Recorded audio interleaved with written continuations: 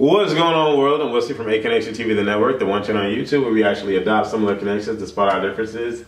And the similar connection that I want to adopt with you right now is with Love and Hip Hop Hollywood. Okay? Yay! Are y'all loving Hip Hop Hollywood? Are y'all liking it? Are y'all vibing with it? Is it cool? Do y'all like it? Let me know, because I'm almost at 59,000 subscribers. Love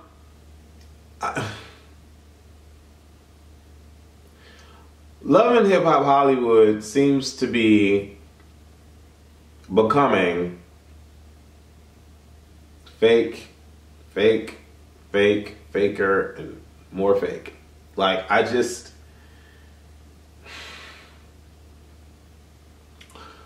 all of the scenes.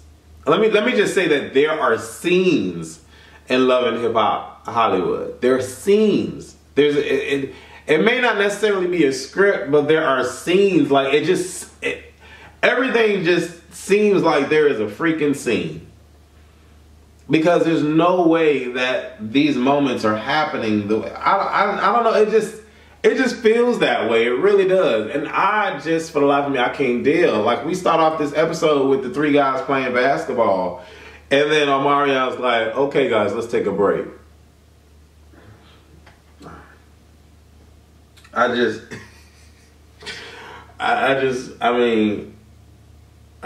don't know. But it's cool that Fizz, Soulja Boy, and Omarion are cool enough to talk about their problems. Soulja Boy is sitting here saying that, you know, he's thinking about moving in with Nia and the baby, and or them moving in with him, and you know that he's trying to change, and she's mad because of the Instagram and all that.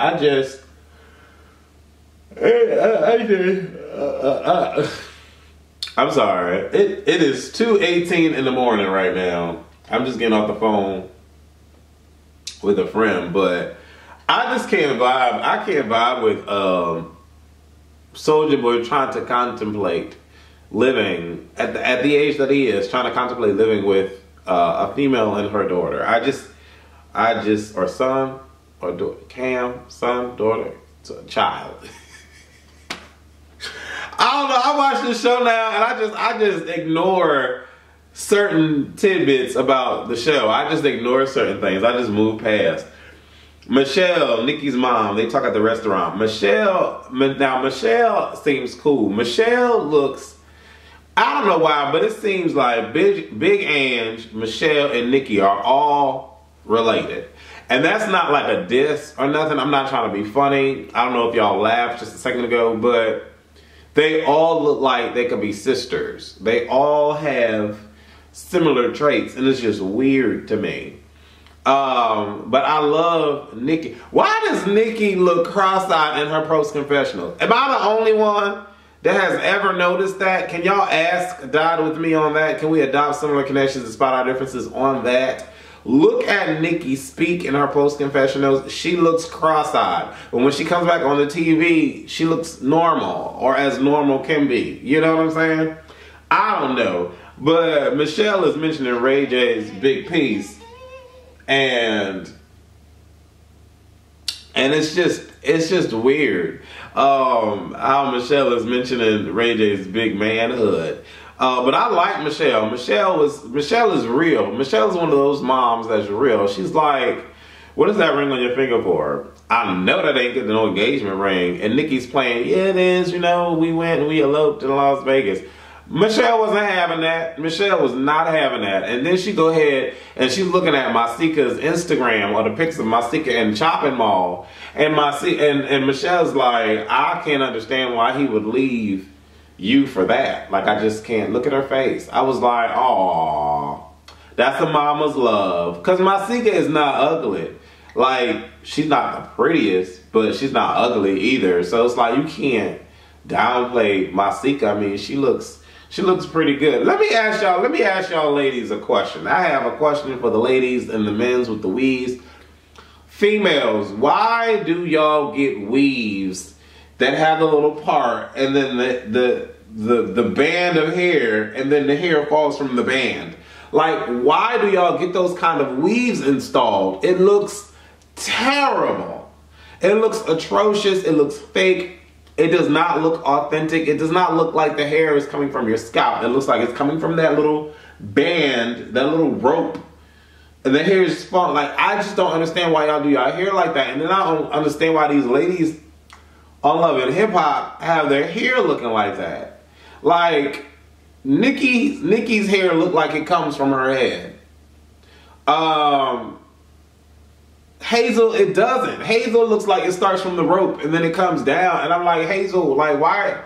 Like, what is it? Why are you going to the ASCAP Awards with that hat, that the hair where the part, you can see the part and the rope just drop the hair down? Like, what? I'm sorry, I couldn't deal with her. I really couldn't. Hazel and Berg are at her place and she's happy. She tells him about the whole thing with Teairra. They get it on.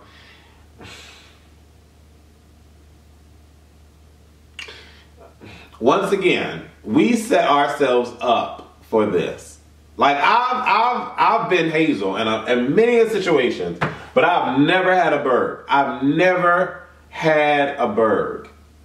So it's like the people that I've dealt with have always been misleading and always doing certain things that make me feel some sort of way, but their true intentions aren't on the forefront enough for me to soundly make a decision and say, Wesley, stop talking to this person, like, way ahead of time before my feelings get all crazy and I'm having a couple of shit and I'm like Hazel E showing at the ASCAP Awards wondering why there's another, you know what I'm saying? Like, I've never did that. But I'm just saying, like, I've been Hazel E, but I've never had a Berg. Hazel E has a Berg and she's not listening to him.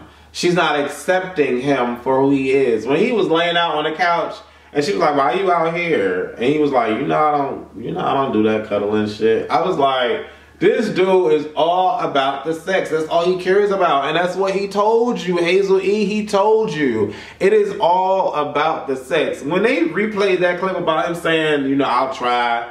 I already knew that it wasn't the case. And I don't even know why Hazel E is all like, well, you said that you was going to try. You said that you loved it in me. I'm like, no, Hazel. And why are you crying, girl? Why are you crying? Berg was like, I mean, if that's what you want to do, then that's what you're going to do. Live your life, because I'm going to live mine. I'm not flipping off no switch. I'm going to be fucking in front of you if I need to. I'm getting mine. I'm like, God damn. God damn. And she come talk about, well, if you trying to tell me that you really don't want all of this, then I'm going to just have to fall back then. I'm like, chick, you lying. Chick, you lying. I don't know if it's the size or the motion in the ocean, but chick, you lying, girl. You lying. You know you want it. You know you wanted something bad. You know what I'm saying? I don't know. And then the crazy thing about it was, she's sitting there like, I'm going to just have to fall back on you then. Are you going to invite me to the ASCAP? I'm like, bitch, how?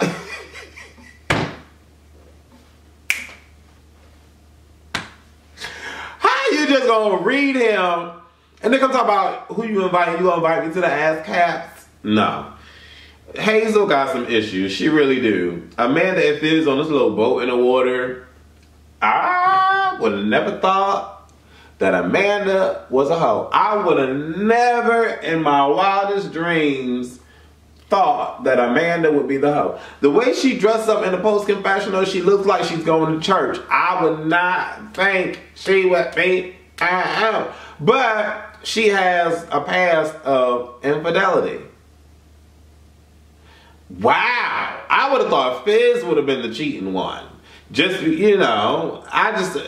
Fizz's story is the best story out of this whole show because he is dang surprising me. Like, he is surprising me. This whole story is surprising me to have her, wow, a cheater, and he's trying to get her to fall in love with him.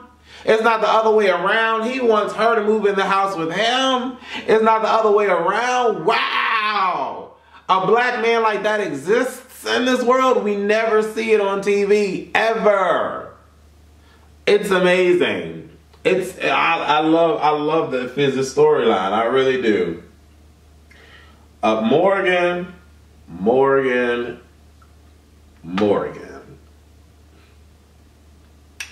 Now, I know I said I'd ride for Morgan. The last Morgan.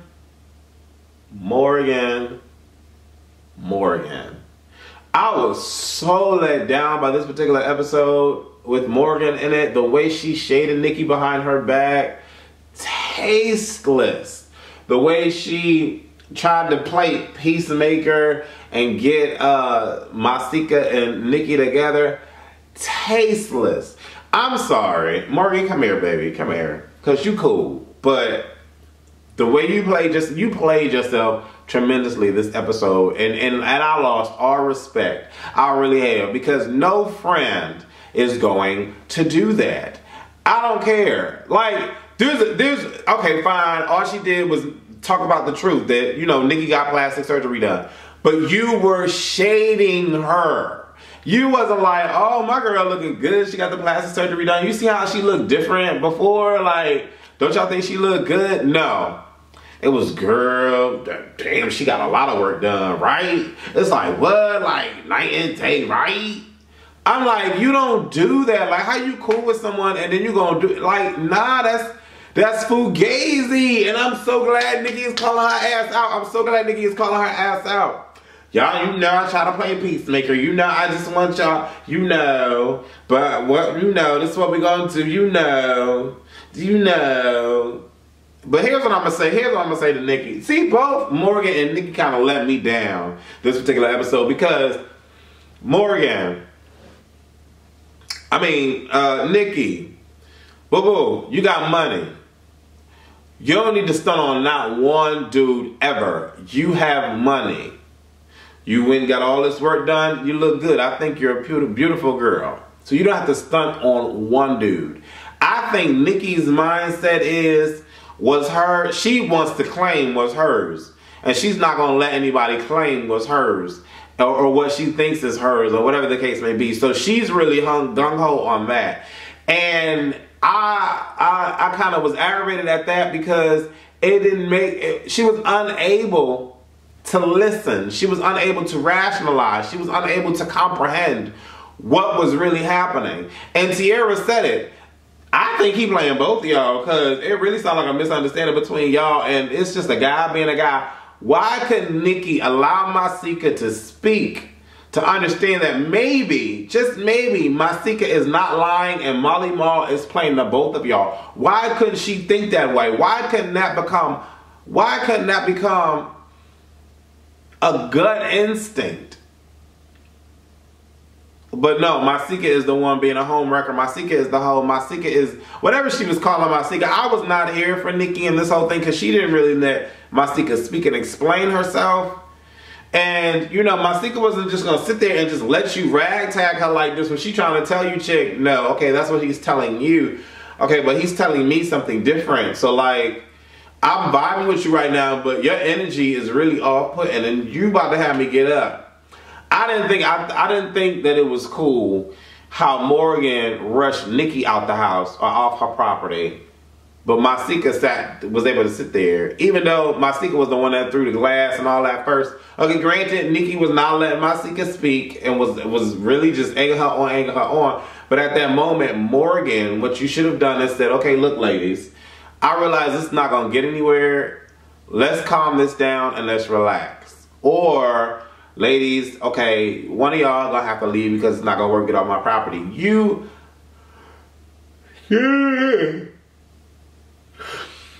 You allowed for this to continue and you just sat there like, okay, camera time. When she got up and was like, okay, what you not gonna do? What you not gonna do is not on my property. I'm like, Morgan, shut up, Morgan. Come on. What? And nah, I wasn't feeling that. That was crazy though. That fight, the Love and Hip Hop reunion, it's gonna be a mess. It's gonna be a mess.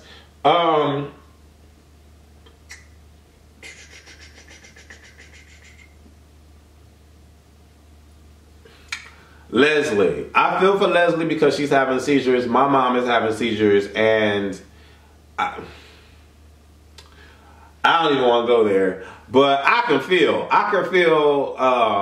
for Leslie. But I'm sorry. Her actions are just deplorable. It really is. I don't understand how in one breath you can say you love your son, but in the next breath, oh, like what? And then let me say something. Omarion, I mean, he cool, and he's trying to keep the peace and all that, and he's dealing with his moms and all that. But when he told April, all I need you to say is okay, I said,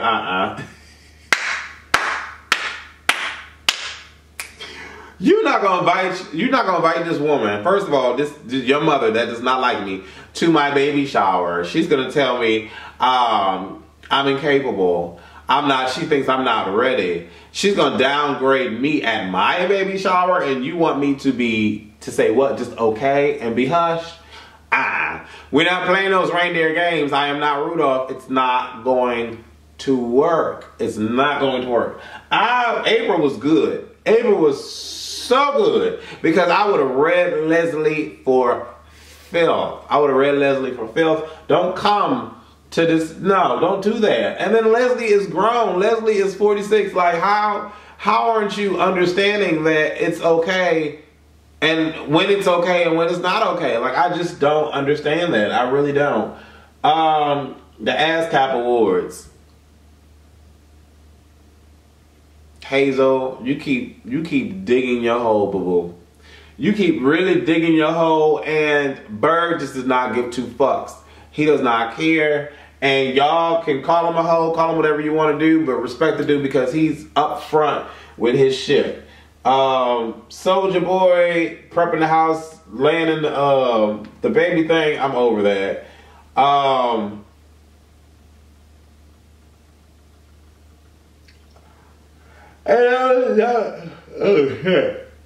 Good. And that was pretty much the episode, to be honest. Ray J wasn't in it the whole episode. Moniece wasn't in it the whole episode. Which is fine, we don't need that. But next episode with Molly Mall and Nikki, I'm like, damn, that's fucked up. Nikki, that's fucked up. Like, I respect Nikki, I respect her hustle, but that's fucked up. Like, I don't know. I just don't see treating another person like that as like, it's not cool. Like, I don't understand it. But anyways, maybe y'all can ask style with me and adopt similar connections to spot our differences. Let me know what y'all think about this particular episode. Alright, I'm Wesley from A Connection TV. Thank you for watching. Deuces.